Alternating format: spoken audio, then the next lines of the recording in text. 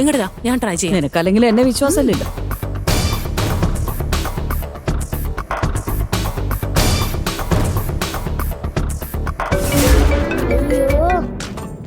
Cut ചെയ്താലും അറിയത്തില്ല.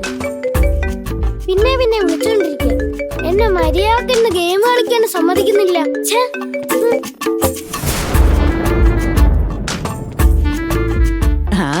ഞാൻ പറഞ്ഞില്ലേ, ഞാൻ പറഞ്ഞ നിനക്ക് കേൾക്കാൻ പറ്റില്ലല്ലേ. നീ തന്നെ അനുഭവിച്ചോ. അയാൾ എന്താ സാധാരണക്കാരനാണെന്ന് വിചാരിച്ച് എന്തു വലിയ ബിസിനസ്സുകാരനാണെന്നറിയോ? എപ്പോഴും തിരക്കാങ്ങിയിരിക്കും. ഏത് നേരം എന്തേലും ജോലി ചെയ്തോണ്ടിരിക്കും. അതുകൊണ്ടായിരിക്കും കട്ട് ചെയ്തത്. പോട്ടെ വിജി, നമുക്ക് പിന്നെ സംസാരിക്കാം. എപ്പോഴെങ്കിലും നിങ്ങൾ രണ്ടുപേരും പരസ്പരം കണ്ടുമുട്ടുമ്പോ സംസാരിക്കാലോ. എന്തായാലും കാണാതൊന്നും ഇരിക്കില്ല. ഒന്നിക്കാനും സാധ്യതയുണ്ട്. എന്താ പറഞ്ഞ? ഒന്നുമില്ല, രണ്ടുപേരും നേരിട്ട് കണ്ടാ പരസ്പരം സംസാരിക്കാതിരിക്കില്ലല്ലോ എന്ന് പറഞ്ഞതാ. ഓ, എനിക്ക് വേറെ എന്തോ പോലെയാ തോന്നിയത്. പിന്നെ വിജിമോളെ, വേറൊരു കാര്യം. അതല്ല, കവിന്റെ അച്ഛൻ നിലമോൾക്ക് വേണ്ടി എന്തെല്ലാം ചെയ്യുന്നതാ. അതുകൊണ്ട് കവിനെ നമുക്ക് നാളെ ഇങ്ങോട്ട് കൂട്ടിക്കൊണ്ടുവരാം. നമ്മുടെ മോളെ അവര് വീട്ടിലോട്ട് വിളിച്ചോണ്ട് പോയിട്ട് നല്ല ഭക്ഷണമൊക്കെ ഉണ്ടാക്കി വയറ് നിറച്ചു കൊടുത്തതല്ലേ. അതുപോലെ കവിനെയും നമുക്ക് വിളിച്ചോണ്ട് വന്നിട്ട് അവൻ എന്തൊക്കെയാണോ ഇഷ്ടം അതൊക്കെ നമുക്ക് ഉണ്ടാക്കി കൊടുക്കാം. നീ എന്താ മോളെ പറയുന്നേ? ഞാനിതിന് എന്ത് പറയാനാ അമ്മേ? വിളിച്ചോണ്ട് വാ അമ്മേ. അവൻ കുറുമ്പച്ചക്കനാ. എനിക്ക് അവനെ ഒരുപാട് ഇഷ്ടം. കോട്ടെ കൊണ്ടുവാ.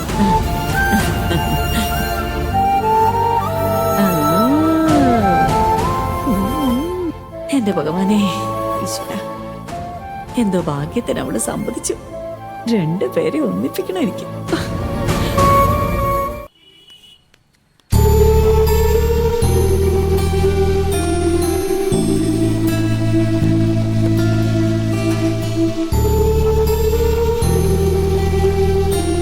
അമ്മേ, എന്തോ കാര്യമായിട്ട് ആലോചിക്കുകയാണെന്ന് തോന്നല്ലോ. അതേടാ, വിക്രമോനെയും നിലമോളെയും കുറേശ്ശെ അടുക്കാൻ വിട്ടിട്ട് അന്യോന്യ ഇഷ്ടം തോന്നി അവളെ കാണാതെ ജീവിക്കാൻ പറ്റാത്തൊരവസ്ഥയിലേക്ക് നമുക്ക് കൊണ്ടുവരണം. പക്ഷേ കവിനും വിജിയും അന്യോന്യം ഇഷ്ടപ്പെടണമെങ്കിൽ ഒരുപാട് പ്രശ്നങ്ങളുണ്ടടാ. അതെന്തൊക്കെ കാര്യങ്ങളാ? നീ നന്നായിട്ട് ശ്രദ്ധിച്ചു നോക്ക്. വിജിയും കവിനും ഒരുപോലെയാ. അങ്ങനെയാണോ അമ്മേ? അതേടാ,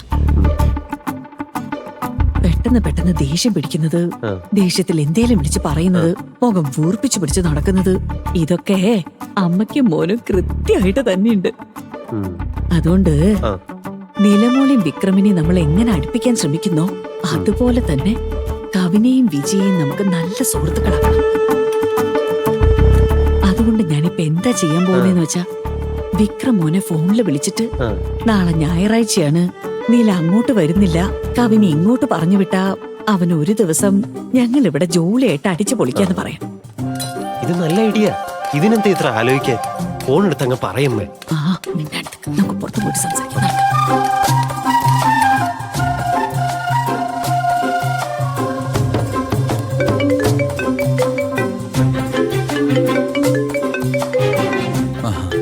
പറയാമേ? ഒന്നുമില്ല മോനെ. മോൻ സ്കൂളിൽ വെച്ചൊരു കാര്യം പറഞ്ഞില്ലേ, നിലമോളെ നാളെ സൺഡേ ആയതുകൊണ്ട് വീട്ടിലോട്ട് കൂട്ടിക്കൊണ്ടു പോണോന്ന്. അതെ അമ്മേ, എന്താ പറ്റി? അല്ല, ഒന്നുമില്ല മോനെ. നേരത്തെ നിലമോള് നിങ്ങളുടെ വീട്ടിലേക്ക് വന്നതല്ലേ, നിങ്ങൾ അവളെ സ്നേഹം കൊണ്ട് വീർപ്പ് മുട്ടിച്ച് എങ്ങോട്ട് വിട്ടത്. അതുപോലെ കവിനെ നാളെ ഞങ്ങളുടെ വീട്ടിലോട്ട് വിട്ടാ നാളെ ഞങ്ങളെ കൊണ്ട് പറ്റുന്ന രീതിയിൽ അവനെ സന്തോഷിപ്പിക്കാൻ വേണ്ടി ഞങ്ങൾ വേണ്ടതൊക്കെ ചെയ്തോളാം. അതിനു വേണ്ടിയാ ഫോൺ ചെയ്തത്. എന്താണെങ്കിലും എനിക്ക് ഓക്കെ, ഒരു പ്രശ്നമില്ല. പിന്നെന്താ, കവിനെ വിളിച്ചെഴുന്നേപ്പിച്ച് റെഡിയാക്കി നിങ്ങളുടെ വീട്ടിൽ കൊണ്ട് വിടുന്നതാണ് പ്രയാസം. കാരണം സാധാരണ ദിവസങ്ങളിൽ പോലും അവൻ നേരത്തെ എഴുന്നേക്കാറില്ല. അത് മാത്രമല്ല, നാളെ സൺഡേയാ, കുറച്ച് പാടുപെടും. എന്നാലും ഞാൻ ശ്രമിക്കാം. ഏതാണ്ട് ഒരു 10 മണിക്ക് ശേഷം ഞാൻ തന്നെ നേരിട്ട് വന്ന് കവിനെ നിങ്ങളുടെ വീട്ടിൽ കൊണ്ടുവിടാം. മോനെ മോനെ മോനെ, ഒരു മിനിറ്റ് പറയമ്മേ.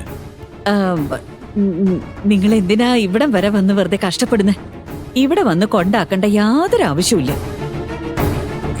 എന്റെ മോൻ ശിവയെ ഞാൻ അങ്ങോട്ടേക്ക് വിടാം. അവൻ സുരക്ഷിതായിട്ട് മോനെ കൂട്ടിക്കൊണ്ടുവന്ന് അതേപോലെ തിരിച്ചു കൊണ്ടുവിടാം. നിങ്ങൾ ഒന്നും നോക്കേണ്ട കാര്യമില്ല. അയ്യോ, ഞാൻ അതുകൊണ്ട് പറഞ്ഞല്ല.